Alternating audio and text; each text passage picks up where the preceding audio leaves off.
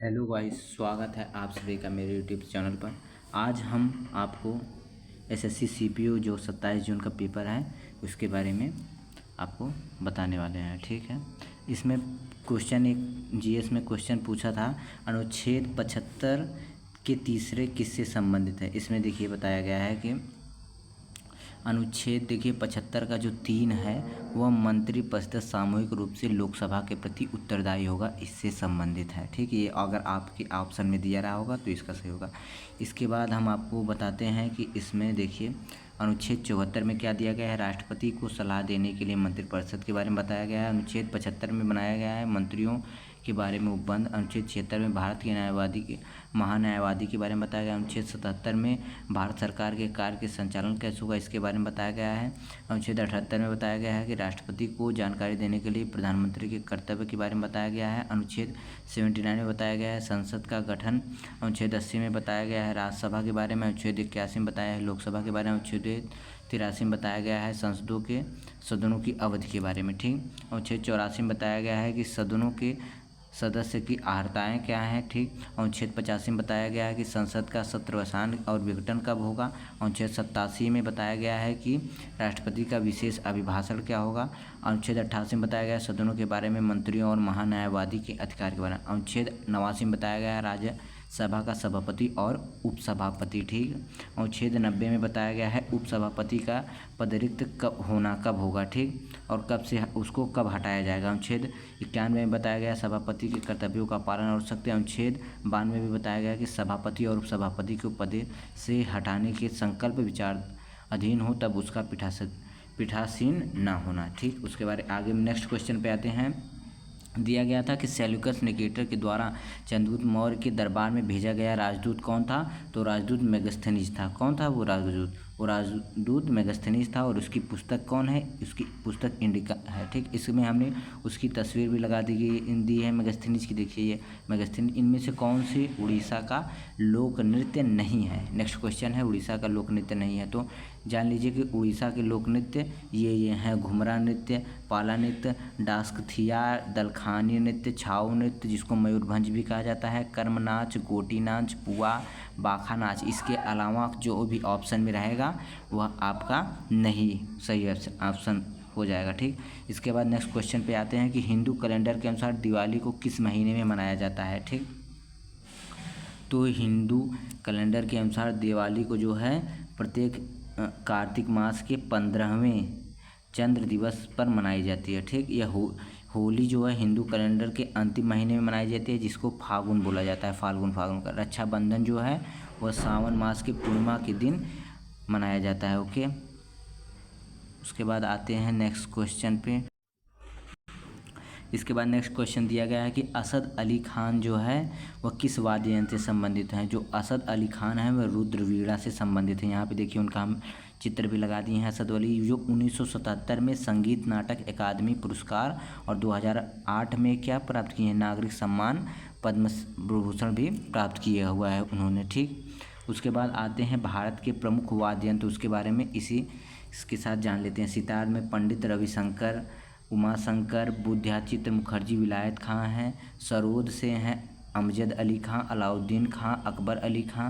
संतूर से हैं शिव कुमार शर्मा, भजन सुपारी। शहनाई से हैं बिस्मिल्लाह खां, अली अहमद खां, हुसैन खां, दयाशंकर जगन्नाथ। बांसुरी से हैं हरिप्रसाद चौरसिया, पन्नालाल घोष, रघुवेंद्र कुलकर्णी। ओके, तबला से हैं जाकिर हुसैन, अल्लाह रखा खां, गुदई महाराज और किशन महाराज। ठीक है, वायलिन से हैं TN कृष्णन, डॉक्टर N राजमम और L सुब्रमण्यम। देखिए क्वेश्चन आने का टाइप यही है। आप अगर वैसा क्वेश्चन पूछ रहा है वाद्य यंत्रों से तो इसको पढ़ के जाइए, इससे ज़रूर इम्पॉर्टेंट है कि इससे ज़रूर कोई ना कोई क्वेश्चन आना ही है।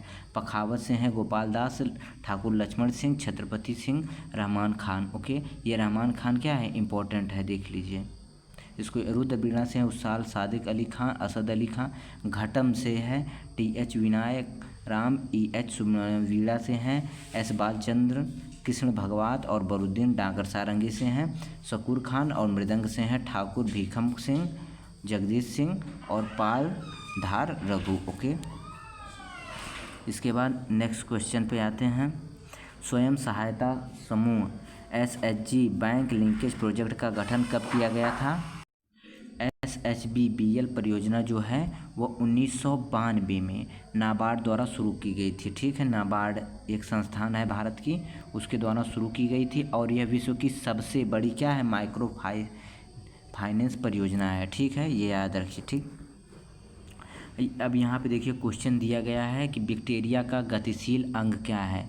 बैक्टीरिया का जो गतिशील है अंग है उसको फ्लैगेलम बोला जाता है। ठीक, फ्लैगेलम क्या होता है हम आपको दिखाते हैं चित्र में। ठीक है, ये देखिए, ये बैक्टीरिया होगा, यह उसकी संरचना दी गई है। राइबोसोम्स, प्लाज्मिड, पीली और प्लाज्मेम्ब्रेन, ये जो है बैक्टीरिया के जो पीछे का हिस्सा है इसको बोला जाता है फ्लैगेलम। ठीक, और इसके बारे में प्रोकैरियोटिक समूह से संबंधित यह एक कोशिकीय जीव है जिसमें कुछ कोशिकाओं और एक वास्तविक नाभिक का अभाव होता है। ठीक है, बैक्टीरिया के। अब नेक्स्ट क्वेश्चन पे आते हैं, द गाइड बुक के लेखक कौन है।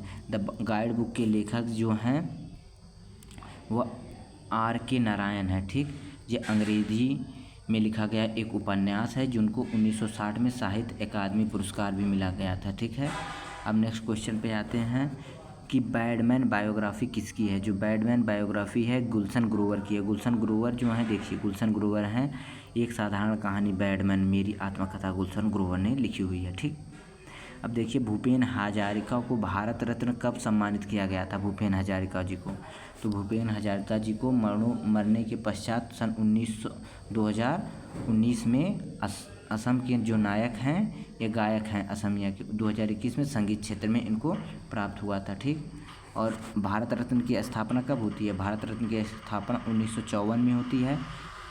ठीक है, उसके बाद देखिए भारत रत्न की स्थापना 1954 में हुई। यह अनिवार्य नहीं है कि प्रत्येक वर्ष भारत रत्न से सम्मानित किया जाए। ठीक है, देखिए भारत रत्न को प्राप्त करने वाले 3 लोग हैं। पहले कौन, सी राजगोपालाचारी, सर्वपल्ली राधाकृष्णन और तीसरे हैं CV रमन। ठीक, ये देखिए भारत रत्न प्राप्त करते हुए कौन है, भूपेंद्र हजारिका जी हैं। ठीक है, असम के क्या हैं, ये गायक हैं। ठीक, 2011 की जनगणना के अनुसार सबसे कम साक्षरता वाला राज्य कौन से है।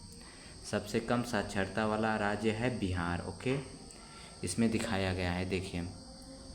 और सबसे ज़्यादा साक्षरता दर है केरल की। ठीक, और उसके बाद दिल्ली की, फिर उत्तराखंड की, फिर हिमाचल प्रदेश की, फिर असम की। ये क्वेश्चन इंपॉर्टेंट है, मोस्ट इम्पॉर्टेंट, क्योंकि जनसंख्या से क्वेश्चन आ रहे हैं तो इसके प्रबल चांसेस हैं कि आने वाली परीक्षाओं में क्वेश्चन पूछें। ठीक है, और ये देखिए यहाँ पे देखिए ये मैप है, आप लोग जनसंख्या को एक बार पढ़ के अच्छे से चले जाइएगा। देखिए जनसंख्या से दूसरा क्वेश्चन पूछा है कि 2011 की जनगणना के अनुसार सबसे कम जनसंख्या वाला राज्य कौन सा है, सिक्किम। सबसे कम जनसंख्या वाला राज्य कौन सा है, सबसे कम जनसंख्या वाला राज्य है वो है सिक्किम। ठीक, फिर उसके बाद नेक्स्ट क्वेश्चन पे आते हैं, उस्ताद बुद्धू खान किस वाद्य यंत्र से संबंधित हैं। तो उस्ताद बुद्धू जो खान है वह पाकिस्तानी वाद्य यंत्र हैं जो सारंगी वादक थे। क्या है, इनका फिगर भी हम लोग लगा दिया है, ये सारंगी वादक हैं। नेक्स्ट क्वेश्चन पे आते हैं, 2023 के खेलो इंडिया यूथ गेम्स में कितने खेल शामिल थे।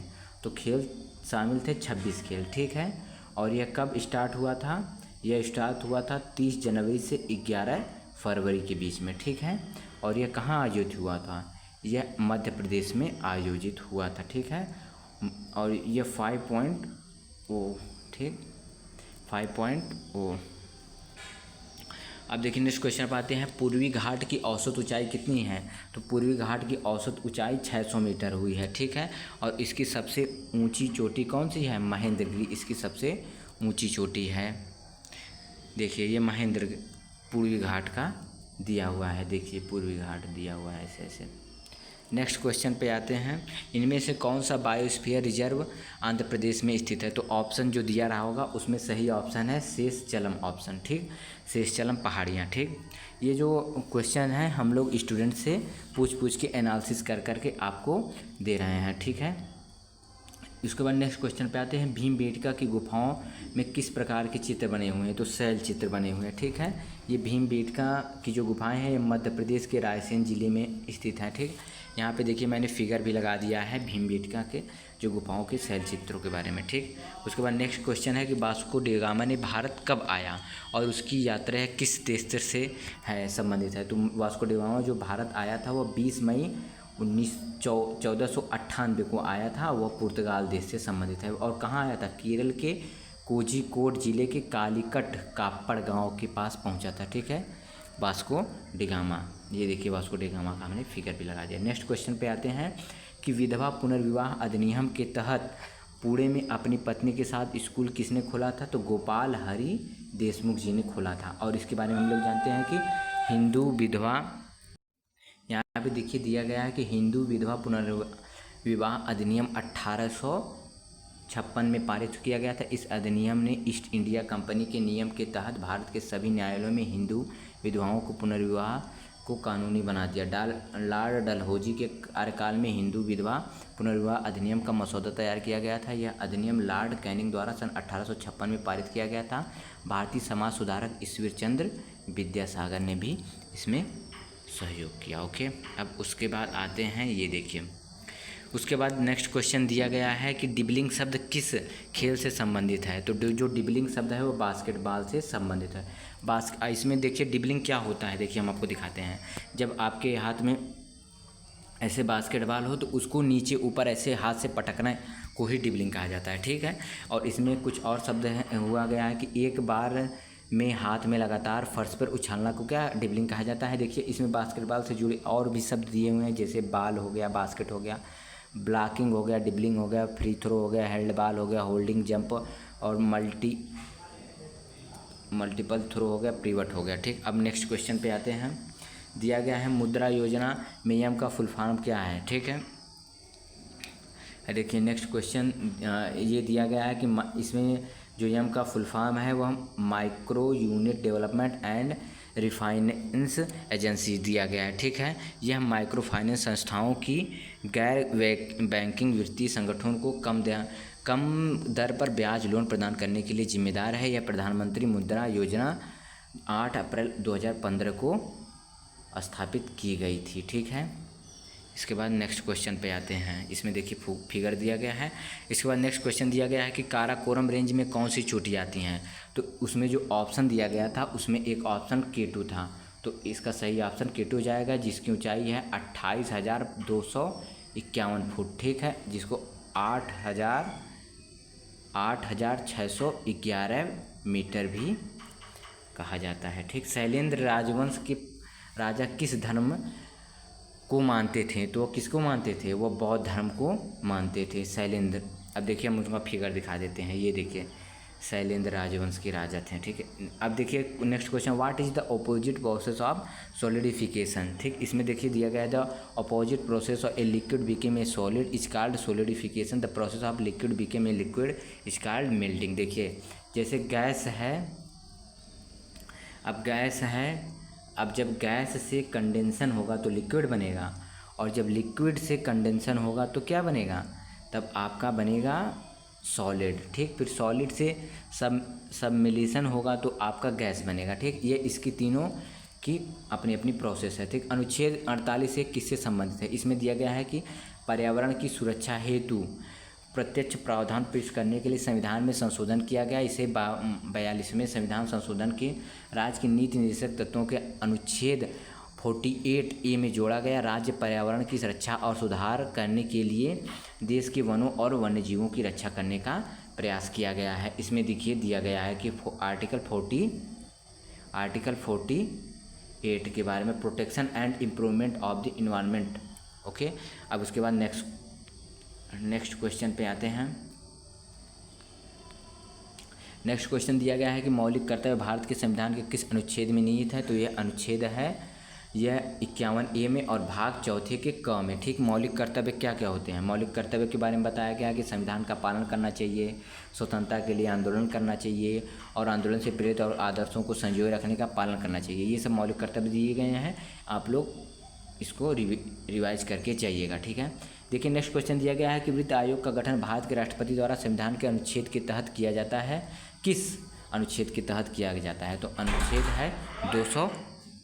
अनुच्छेद 280 के तहत किया जाता है। ओके, इसमें देखिए अनुच्छेद 1980 में बताया गया कि यह एक संवैधानिक निकाय है जिसका गठन क्या किया गया है, 1951 में किया गया है। 1951 में गठित वित्त आयोग के पहले अध्यक्ष केसी नियोगी थे और अरविंद पनगड़िया जो हैं इसके 16वीं वित्त आयोग के प्रमुख नियुक्त हैं। और 15वें जो कौन थे, एन के सिंह, नंद किशोर सिंह थे। ठीक, आर्टिकल 280 बताया गया है इसमें PDF देखिए।